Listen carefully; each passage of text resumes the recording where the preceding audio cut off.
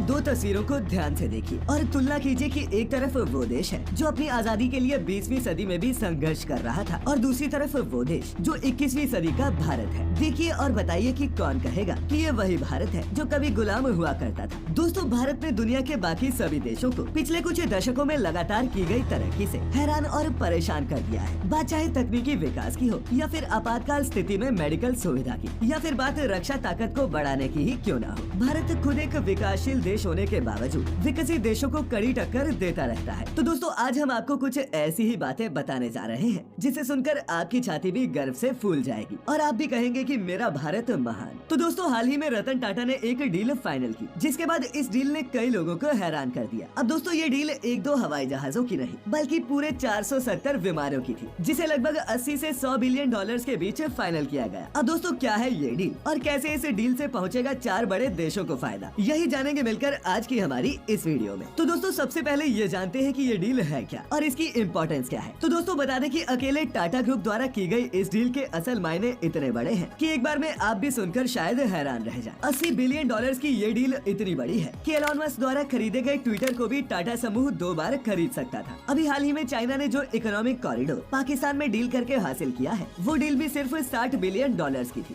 जिसके तहत चाइना पाकिस्तान में मनमाने ढंग से जो चाहे कर सकता है। अब दोस्तों, आप ही सोचिए कि जब टाटा समूह ने अकेले ही 80 बिलियन डॉलर्स की इतनी बड़ी डील की है, इसका मतलब साफ है कि भारत जब चाहे पाकिस्तान के घुटने टिकवा सकता है और चाहे तो उसकी मदद भी कर सकता है। लेकिन दोस्तों, पाकिस्तान तो पाकिस्तान ठहरा, उसे अगर भारत की बात समझ आती तो शायद जो आर्थिक परिणाम पाकिस्तान आज भुगत रहा है वो उसे आज देखने न पड़ते। खैर, हम लौटते हैं टाटा पर। तो बता दें कि इस डील के तहत टाटा समूह एयरबस और बोइंग के प्लेन खरीदने जा रहा है और वो इन्हें शामिल करेगा एयर इंडिया में, उसी एयर इंडिया में जिसने पिछले 15 सालों से एक भी विमान नहीं खरीदा और जिसे भारत सरकार अपने ऊपर एक बोझ समझती थी। लेकिन वो कहते हैं ना कि हीरे की असली परख जौहरी को ही होती है, इसीलिए तो एयर इंडिया नामक इस हीरे को टाटा नाम के जौहरी ने तराश लिया है। अब दोस्तों, रतन टाटा भारत के एक जाने माने और प्रतिष्ठित व्यवसायी है, जो देश के सबसे बड़े और सम्मानित व्यापारिक समूह में से एक टाटा समूह में अपने योगदान के लिए प्रसिद्ध है। उन्होंने टाटा समूह के विकास और सफलता में महत्वपूर्ण भूमिका निभाई है। जानकारी के लिए बता दें कि रतन टाटा 1991 में टाटा समूह के अध्यक्ष बने और 2012 तक उस पद पर बने रहे। अपने इस कार्यकाल के दौरान उन्होंने टाटा समूह को स्टील, ऑटोमोटिव, सूचना प्रौद्योगिकी और उद्योगों की एक विस्तृत श्रृंखला में संचालन के साथ साथ एक वैश्विक समूह में बदल दिया। उनके नेतृत्व में समूह ने रणनीतिक अधिग्रहण और साझेदारी के माध्यम से अपनी व्यावसायिक उपलब्धियों के अलावा रतन टाटा अपने परोपकारी प्रयासों के लिए भी जाने जाते हैं। उन्होंने भारत में शिक्षा, स्वास्थ्य, देखभाल और सामुदायिक विकास का समर्थन करने वाले कई नींव के पत्थरों की स्थापना की। 2020 में उन्हें भारतीय उद्योग, परोपकार और उद्यमिता में योगदान के लिए भारत के दूसरे सर्वोच्च नागरिक पुरस्कार यानी कि पद्म विभूषण से भी सम्मानित किया गया। अब दोस्तों, टाटा समूह ने अपनी सहायक कंपनी टाटा सन्स के माध्यम से एयर इंडिया को एक डील में एक्वायर किया, जो 27 जनवरी 2022 को पूरी हुई। Air India assets holding limited नामक एक विशेष परियोजना वाहन एसपीवी के माध्यम से किया गया था। तब एसपीवी को टाटा सन्स को कुल 18,000 करोड़ रुपए में बेचा गया। इस एक्विजिशन ने न सिर्फ टाटा समूह के लिए बल्कि सभी भारतीयों के लिए एक हिस्टोरिकल मूवमेंट को क्रिएट किया, क्योंकि इन्होंने 1932 में अपने संस्थापक जेआरडी टाटा द्वारा शुरू की गई एयरलाइंस को वापस अपने हाथों में लिया था। 1953 में एयर इंडिया का राष्ट्रीयकरण किया गया और टाटा समूह को एयरलाइन व्यवसाय से बाहर निकलने के लिए मजबूर होना पड़ा। अब इस डील ने टाटा समूह को विमान उद्योग में फिर से प्रवेश करने की अनुमति दी है, जो पिछले एक दशक में बहुत तेजी से बढ़ रहा है। इस डील के बाद टाटा ने भी वादा किया था कि वो आने वाले समय में भारत की एविएशन को एक नई दिशा और तरक्की की तरफ ले जाएंगे, जिससे हर भारतीय को व्यक्तिगत तौर पर फायदा पहुंचेगा। अब दोस्तों, टाटा समूह एयर इंडिया को अपने मौजूदा विमानन व्यवसाय में एकीकृत करने के लिए काम कर रहा है, जिसमें 2 अन्य एयरलाइंस विस्तारा और एयर एशिया इंडिया भी शामिल है। इसके अलावा टाटा ग्रुप ने अपनी फाइनेंशियल परफॉर्मेंस और कैपेबिलिटी में सुधार पर ध्यान देने के साथ एयर इंडिया के रीऑर्गेनाइजेशन और इस इंडस्ट्री में होने वाली मॉडर्नाइजेशन की भी घोषणा की है। अब क्या है एयर इंडिया की विमानों की डील, आइए समझते हैं। तो एयर इंडिया ने 470 विमानों की डील साइन की है, जिसे दुनिया में अब तक की सबसे बड़ी एविएशन डील कहा गया। जी हाँ, इससे पहले आखिरी बार इस तरह की डील अमेरिकन एयरलाइंस ने 12 साल पहले 2011 में की थी, जब उन्होंने 460 विमानों की डील करके पूरी दुनिया को चौंका दिया था। लेकिन दोस्तों, माफ कीजिए, टाटा समूह ने इस डील को तोड़कर मानो नहले पे दहला मारा हो, जिसके बाद दुनिया में टाटा जी की बदौलत ही एविएशन में भारत को एक अलग दर्जा हासिल होगा। इस डील में एयर इंडिया को एयरबस 250 और बोइंग 220 विमान देगा और इस साल के अंत तक एयरबस इन विमानों की डिलीवरी भी शुरू कर देगा। लेकिन हाल ही में एक और खबर ने भी हमें गर्व करने का मौका दिया कि बहुत जल्द भारत एविएशन सेक्टर में भी दुनिया में तीसरे नंबर नंबर पर आ जाएगा। इस डील से न सिर्फ भारत बल्कि अमेरिका, फ्रांस और यूनाइटेड किंगडम को भी फायदा पहुंचेगा। इस डील से जहां एक तरफ भारत से पैसा जाएगा तो वहीं दूसरी तरफ नई तकनीक और रक्षा उपकरण भारत आएंगे। दोनों डील लगभग 80 बिलियन डॉलर्स की है। एयरबस से डील के तहत 40 वाइड बॉडी A350 एयरक्राफ्ट और 210 narrow body single L aircraft का ऑर्डर दिया गया है। वहीं बोइंग से 190 B787 विमान और 10 B777X विमानों की डिलीवरी मिलेगी। इसके अलावा बोइंग से और 70 विमान मंगवाने का भी प्लान है, यानी कि आने वाले समय में ये डील 500 विमानों के पार पहुंच जाएगी। और दोस्तों अगर ऐसा होता है तो ये डील शायद 100 बिलियन डॉलर्स का भी आंकड़ा पार कर जाए। अब दोस्तों दुनिया में कमर्शियल पैसेंजर विमान बनाने वाली 2 ही कंपनीज हैं, बोइंग और एयरबस। आइए इनके बारे में भी जान लेते हैं। एयरबस एक यूरोपीय बहुराष्ट्रीय एरोस्पेस निगम है जो कमर्शियल और फोर्सेस के लिए विमानों के डिजाइन, निर्माण और बिक्री का काम करती है। 1970 में फ्रांस, जर्मनी, स्पेन और यूके के एरोस्पेस निर्माताओं ने संघ के रूप में इसकी एस्टेब्लिशमेंट की। आज एयरबस कमर्शियल पैसेंजर विमानों में दुनिया के अग्रणी निर्माताओं में से एक है। कमर्शियल प्लेन्स के अलावा एयरबस सैन्य विमान और हेलीकॉप्टर्स भी बनाती है और ट्रेनिंग और सहायता जैसी कई संबंधित सेवाएं भी देती है। ये कंपनी पूरी दुनिया में है और इसका मुख्यालय टूलूज फ्रांस में है। एयरबस में आज के समय में फ्रांस, जर्मनी, स्पेन और यूके के लगभग 57,000 एम्प्लॉइज काम करते हैं। अब दोस्तों आप ही सोचिए कि इस डील से कितने लोगों को फायदा होगा। बोइंग। वहीं दूसरी तरफ बात अगर बोइंग की करें तो बोइंग एक विश्वसनीय विमान कंपनी है जो विमानों, हवाई इंजनों, रक्षा संबंधी उत्पादों और सेवाओं को प्रोवाइड करती है। कंपनी का मुख्यालय अमेरिका के शहर शिकागो में है और बोइंग के सबसे पॉपुलर प्रोडक्ट्स में 737, 747, 777 और 78 जैसे विमान शामिल हैं। ये विमान अलग अलग आकार और क्षमता में उपलब्ध है और दुनिया भर के विमान उद्योग में इनकी एक अहम भूमिका है। अब दोस्तों इस डील से 4 देशों के सभी प्रमुख खुश नजर आए। जहाँ एक तरफ फ्रांस के राष्ट्रपति मैक्रोन ने कहा कि ये उपलब्धि दर्शाती है कि एयरबस और साफरान सहित इसके सभी फ्रांसीसी साझेदार भारत के साथ सहयोग के नए क्षेत्रों के विकास के लिए समर्पित है। उधर हाल ही में यूके के पीएम बने भारतीय मूल के ऋषि सुनक की भी खुशी का कोई ठिकाना नहीं, क्योंकि वो जानते हैं कि इससे उनके देश की इकोनॉमी को मजबूती मिलेगी। अब दोस्तों आप सोचेंगे कि वो कैसे, तो बता दें कि ब्रिटिश कंपनी रॉल्स रॉयस अपनी महंगी कारों के लिए काफी फेमस है, लेकिन वो असल में एक इंजन बनाने वाली कंपनी है और वो भी दुनिया के सबसे बेहतरीन इंजन। बता दें कि इन विमानों में लगने वाले इंजन का एक बेड़ा यही कंपनी बनाने वाली है। इससे आप अंदाजा लगा सकते हैं कि ऋषि सुनक की खुशी का राज आखिर है क्या। वहीं अमेरिका के प्रेसिडेंट जो बाइडेन ने भी ट्वीट करते हुए भारत को मुबारकबाद दी और कहा कि मुझे आज ये घोषणा करते हुए गर्व हो रहा है कि दोनों देशों के बीच एक ऐतिहासिक समझौते के माध्यम से 200 से भी ज्यादा अमेरिकी निर्मित बोइंग विमान खरीदे गए हैं। तो दोस्तों अगर कुल मिलाकर बात की जाए तो रतन टाटा के नेतृत्व, व्यापार कौशल और परोपकारी प्रयासों ने उन्हें भारत और दुनिया के बाहर भी एक अत्यधिक सम्मानित और प्रतिष्ठित व्यक्ति बना दिया है। अब दोस्तों आप ये भी सोच रहे होंगे कि इस डील से आम आदमी को भला क्या फायदा। तो जनाब टाटा समूह का उद्देश्य इस डील से न सिर्फ भारत के रक्षा क्षेत्रों को मजबूत करना है, बल्कि हवाई यात्रा को आम आदमी तक पहुंचाना भी है, जिससे भारत का एक आम नागरिक भी हवा में उड़ने के अपने सपने को पूरा कर सके और हक से कहे कि हमें भारतीय होने पर गर्व है। तो दोस्तों उम्मीद करता हूँ कि आपको ये वीडियो पसंद आई होगी। अच्छी लगी हो तो इसे अपने दोस्तों के साथ भी शेयर जरूर करें और ऐसी सभी वीडियोस देखते रहने के लिए चैनल को सब्सक्राइब कर लें और उसे बेल आइकन को दबाना न भूलें। फिर मिलेंगे किसी ऐसी ही इंटरेस्टिंग वीडियो में, तब तक के लिए आपका बहुत बहुत शुक्रिया।